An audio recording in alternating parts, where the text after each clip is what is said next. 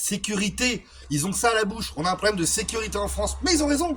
Il y a une insécurité. D'abord, il y a une insécurité sociale quand même. Hein. Avec la réforme des retraites, il faut travailler plus longtemps. Et donc, on est plus cassé au travail quand on arrive en retraite, quand on est enfin débarrassé du travail. Il y a une insécurité par rapport au chômage. Vaudrait mieux pas perdre son emploi en ce moment, hein, parce qu'on a le droit qu'à 1 an d'allocation. Et après, il faudra aller faire n'importe quel boulot à l'autre bout de la France. Alors, on est en insécurité quoi? Par rapport à la maladie? Quand on voit comment les hôpitaux et le service public hospitalier est cassé, en effet, on est en insécurité sociale. Mais aussi, on est en insécurité fiscale. Quand on voit que le grand patronat, que le CAC 40 défiscalise, va placer son argent, optimise, échappe, s'évade de l'impôt, en effet, il y a des délinquants en col blanc qu'il faut absolument arrêter. Et puis, on est en insécurité médiatique. La plupart des grandes chaînes télé, la plupart des grandes ondes radio, la plupart des médias de presse papier sont détenus par quelques milliardaires qui insufflent, nourrissent le discours du capitalisme et de l'extrême droite autoritaire. Alors en effet, il y a de l'insécurité. Donc on doit retrouver de la sécurité sociale pour défendre tous celles et ceux qui n'ont pas assez les moyens pour vivre.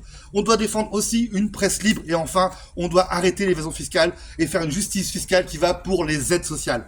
Donc, bah voilà, devant vous, vous avez le vrai panorama de l'insécurité.